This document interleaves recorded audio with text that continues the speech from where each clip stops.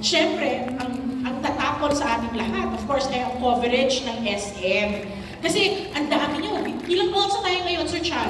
Ngayon po, meron na tayo 82 malls. So 82 malls, imagine, 82 SM malls, either 82 advocates for persons with disabilities and other, and the persons with autism, dahil andyan sila everywhere. So Sir Chan, so friend na po ng SM Cares at ASP, no?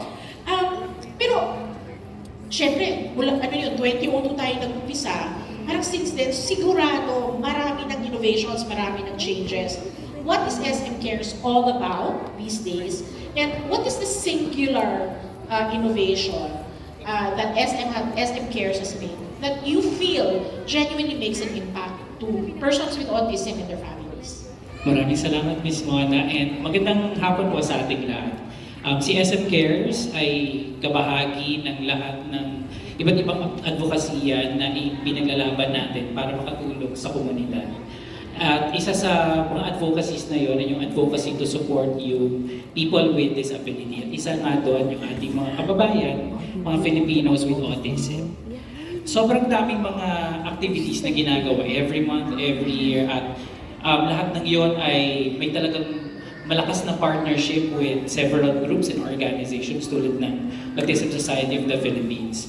Pero kung siguro magbibigay kami ng isa sa malaking proyekto na nagawa ng SM para sa mga persons with disability, yun ay ang pagbibigay ng sensitivity training para sa mga employees. Isang malaking pangarap ng aming kumpanya, ng SM, to really offer a mall for everyone. Kung anong background meron ka or kung anong incapacities na hindi mo kayang gawin, we open our malls para sa lahat ng tao.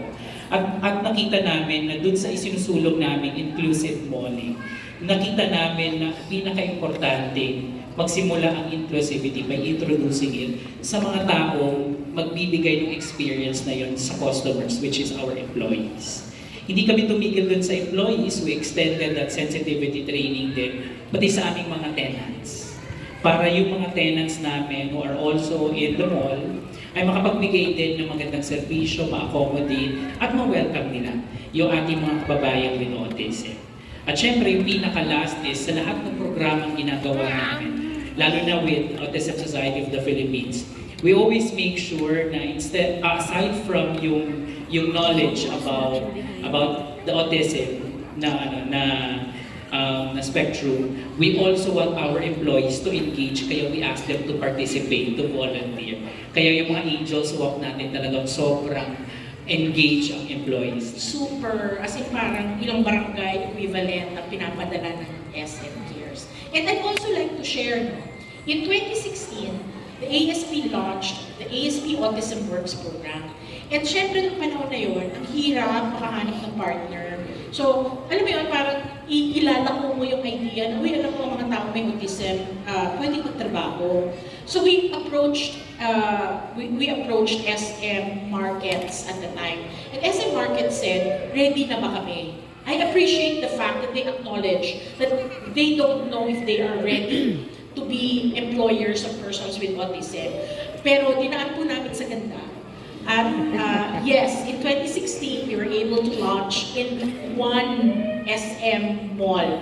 And since then, the program has grown. The ASP program has grown. We have now employed or filled about 250 positions in 11 provinces. Napakalawak na po. Pero, ang gusto ko palakpakan natin, gusto ko tumayo ang lahat ng persons with autism na at one point ay nagtrabaho sa SM Markets. Tayo kayo at magparamdam. Ayan ang ating mga SM employees. Na ito lang po talaga nung pandemya. But we are hoping to revive the program. We are in talks now with the president of SM Supermarkets, Mr. Jojo Tao. Nakapatid sa ating mga anak na may autismo. So I would like to ask from our resources from government, ano ang pinakamalaking challenge when it comes to creating programs for persons with disabilities. And may kinalaman ba yung political leadership sa paghanap ng solusyon? Or basta ba nandyan yung mga kawani ng gobyerno, okay na? Let's start, Ms. Cherise. Yeah, absolutely. Two major problems was, I think it was mentioned rin kanina, participation ng parents and ng family. And second is funding. We are so grateful because in Mandaluyong we were able to partner up with a few NGOs and even professionals such as developmental pediatricians. Kasi as we know, there is autism and there are also other disabilities na hindi kagad na-detect na kailangan silang ma-diagnose. So it helps because sa developmental pediatrician, if I'm not mistaken, iilan lang sila sa buong Pilipinas. 86. Yun. And it literally would take a year to line up just to get an appointment with them. But in Mandaluyong, we have 2 or 3. Ang alam ko last time, 2 na lang sila. Pero at one point, naging 3 po. Yung pumupunta talaga sa amin and they are giving their services for free for the children of Mandaluyong po. So malaking bagay po sa amin yun. And we have organizations such as at one point, Leonard Cheshire, and sabi nga, nag-usap na kami ni Ma'am Hazel kanina na kailangan ibalik natin yung program sa Mandaluyong para makatulong rin sa mga kasama namin. And when it comes to sa participation, yung resistance to change, kailangan talaga ng suyo, ng cooperation, not just a political will that you mentioned earlier, of our local leaders, not just the city, but the barangays as well, including the health workers, including the parents themselves. And for Mandaluyong, we have the Code of Parental Responsibility Ordinance. Now, na-news to because akala nila magpapakulong ng magulang kung irresponsible. But no, yung objective po ng ordinance na to is matapik si magulang, si nanay at tatay. We know that you have work. We know that some of them are also single parents. But this is also to remind them that the government is here. Make time as we are also making time for your kids. Magtulungan tayo, and actually through that ordinance, mas nagkakaroon ng dialogue between parents and Ang strict. the city. Ang strict ng Mandaluyong. Pero very strict rin Parental talaga responsibility ordinance. Yes po. Meron pa silang warning system na kapag medyo napapabayaan na po, please, gawan niyo na po ng paraan. Yung may ganun. And I don't know, so I think with parents of kids with autism, that may actually be very helpful. Magkaroon nga tayo at gawing ordinance sa lahat ng bayan yan. So, Miss Karen. I agree with what Councilor mentioned earlier kasi ganun-ganun din yung mga difficulties. But siguro in Quezon City, the most difficult challenge is the population. As you know, Quezon City is the biggest city in the Philippines. We have 3.1 million in terms of population. And yung children doon is 1 million. So imagine in our staff in Kabahagi, you only have 27 staff. So we are targeting all 1 million. No? So ngayon kasi the program is it's pilot implementation in District 2. District 2 kasi yun yung pinakamalaki na population. But again, because of the support of our mayor, so nagkakaroon tayo ng funds. Pero sa simula, wala rin. Ganun din. Funding also. Kasi imagine, we only have 2 physical therapists, 3 occupational therapists, 3 speech pathologists, 2 developmental pediatricians, 1 rehabilitation physician, 1 audiologist, 4 psychometrician. All of that, serving 1 million. Yes. Akala ko pa naman rich na rich ang Quezon City and Mandaluyong. Yeah. Sa totoo lang po, Kumpara sa ibang LGUs, rich kayo. And still you are having issues. Yes, because of the population po. So, does that mean talaga kailangan nyo i-restrict yung services ninyo for the indigent? Yes. Kasi poorest of the poor talaga, yung kinakailangan pa-prioritize natin.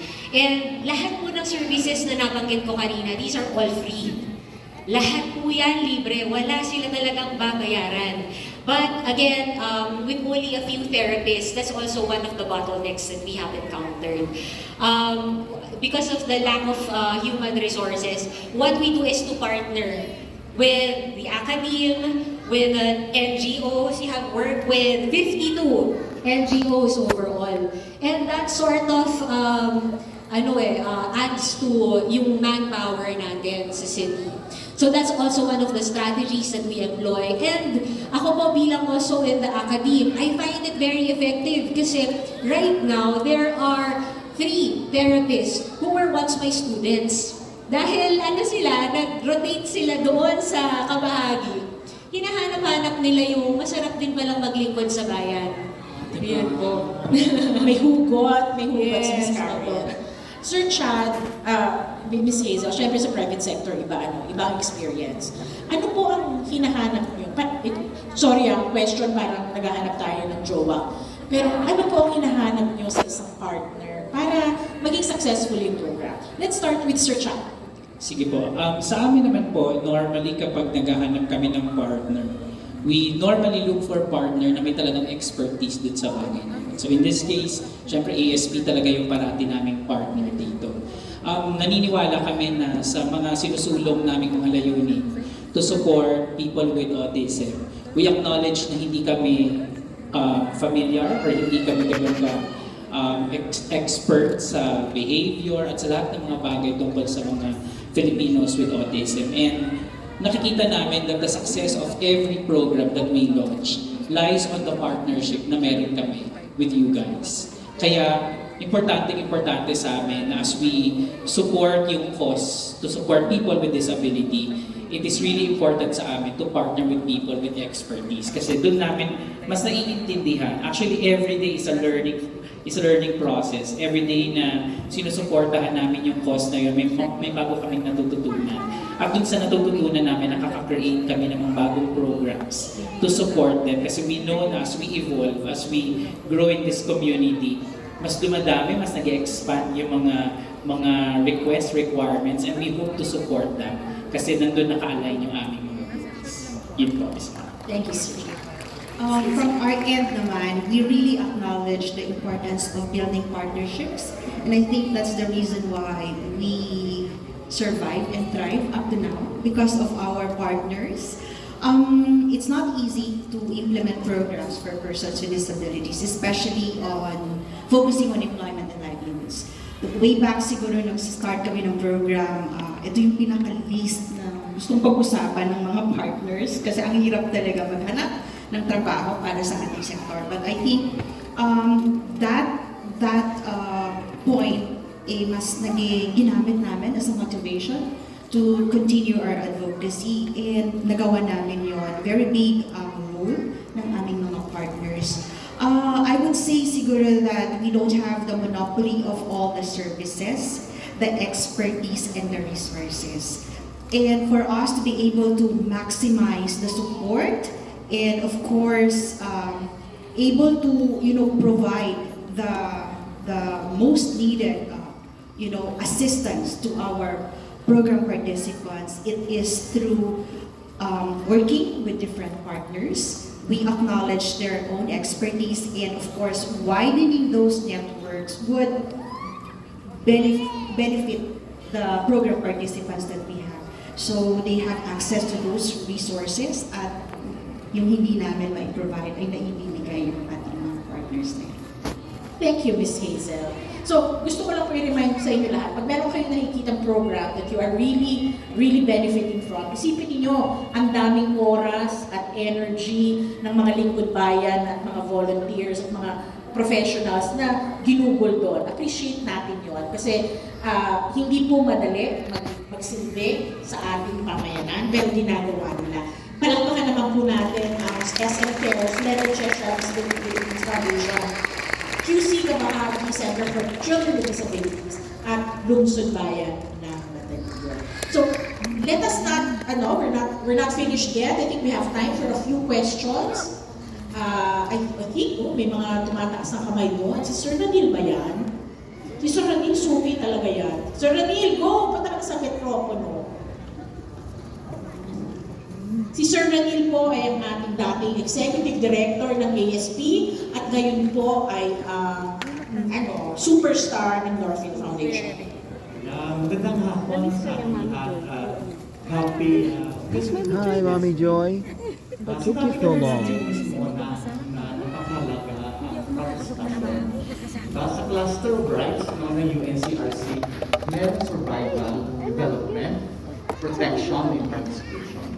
So sa tatlong guest natin dyan, saan na kayo, nakakasama ba ang mga taong autismo sa pagpaplano, sa pag-conceptualize from the planning, implementation, monitoring, and assessment ng mga programa? Kung wala ka, pinaplano niyo ba talaga na sila ay mga magiging bahagi ng project development cycle? Para kay Sir, siyempre maraming salamat talaga sa SN, kay Sir Hans, kay Sir Bien, kay May Ali. So, ito ang, I think, maraming katanungan ko ng mga magulang. They're very thankful na may programa on employment, on this work ng ASP. Pero, What if at least the rural areas or the one ASP, not just ASP never established? At kung transformative siya, dapat tuloy-tuloy. Diba ang sustainable? May plano ba? What if we establish this ASP branches permanente, siyempre, in ang those who didn't persons have a branch? Maraming salamat po. Siguro, Sir, I will answer the question, Sir Ranil, kasi I'm the one in communication with SM. Also, I am the executive project sponsor of the ASP Autism Works. The ASP Autism Works program has actually grown. Tama po kayo, consultation is very key. Kaya in the early stages, there is always a discovery program. I think pati naman sa mga magulang ng ating mga guests in their communities, the parents, the families, the children were always consulted. So meron po tayong always discovery phase. Unfortunately, Sir Ranil, in our experience, when it comes to the implementation, the monitoring, and the succeeding parts of any project, they are no longer part of it, primarily because, at least in our experience, we have not found anyone who is willing to participate in it. Pero we actually have continuous surveys. We have continuous customer satisfaction surveys to make sure that our service level is at a certain point. Happy sila. Also, we do have another part of their employment na every year, re-evaluate natin sila because they change in what they want. So whenever we place exam, it is not because ayan yung available na trabaho, but it is because we are trying to find the best fit for you. And sometimes that's okay.